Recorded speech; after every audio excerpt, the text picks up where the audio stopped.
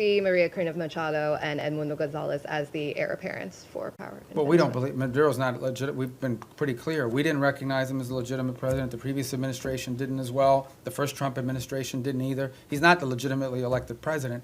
They had an election last year that was stolen, and everyone knows it. Even all the countries in the region know it. And but you know, I don't really have anything to add other than what I've said today with regards to Venezuela. Bajo esta lógica de Under this hemispheric logic, they are considered expanding the pressure beyond Venezuela or Colombia to regimes like those in Nicaragua or Cuba. And second, this week in Congress, it was reported that Mexico is sending dozens of oil tankers. You know, the question that and it's a question many of you might have as well, is when it comes to the Western Hemisphere, the single most serious threat to the United States from the Western Hemisphere is from transnational terrorist criminal groups, primarily focused on narco trafficking, but they're in all sides businesses as well. So the good news is we have a lot of countries in the region that openly cooperate and work with us to confront these challenges. Mexico, their level of cooperation with us is the highest it's ever been in their history. Throughout Central America, for the most part, except for maybe Nicaragua and to some extent Honduras, we've had great cooperation from Ecuador, from El Salvador, from Ecuador being in South America, but across the Pacific coast where we're also undertaking efforts.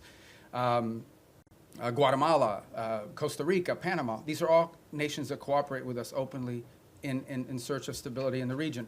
You move to the Caribbean basin, in Trinidad, in Guyana, in Jamaica, in the Dominican Republic, countries that openly cooperate with us. Even Colombia, despite its unusual president, has institutions in that country that work very closely with us, and those ties remain unimpeded and unaffected. So all of this is very positive. There's one place that doesn't cooperate, and it's the illegitimate regime in Venezuela. Not only do they not cooperate with us, they openly cooperate with terrorist and criminal elements. For example, they invite Hezbollah in Iran to operate from their territory. But they also allow the ELN and the FARC dissidents not just to operate from inside of Venezuelan territory, to control Venezuelan territory, unencumbered, unimpeded. On top of that, we know that they are in cahoots with drug trafficking organizations. It's not just that they don't work with us against these organizations. Okay? It's that they openly, you know, cooperate with these guys and allow them to operate. So these guys are, you know, marching in and out, doing whatever they want from Venezuelan territory, and it's a challenge. And so that's why that's received so much attention. But I would urge you to not just focus on that, but also focus on all the other things we're doing in the region, including, for example, standing up this gang suppression force in Haiti, which we were looking for 5,500 forces. We already have pledges of up to 7,500 forces from a variety of countries. We've seen donors step up to fund that effort. That's a very important effort. It all ties together cohesively. But the goal here is to bring security and stability to the hemisphere, to the region we live in, okay, which has not received enough attention. To bring the elements of American power to achieve that, to do it in partnership with as many countries as are willing to work with us in that regard. That's the goal here, and it's comprehensive and involves more than just one place. What makes Venezuela stand out is that the regime there actually cooperates with the terrorists. Yes, sir. In that row right there. Yeah, right there in the middle. The hemisphere, the White House recently put out the national security strategy, essentially reorienting towards the Western Hemisphere. It was How good, is this right? strategy going to, yeah.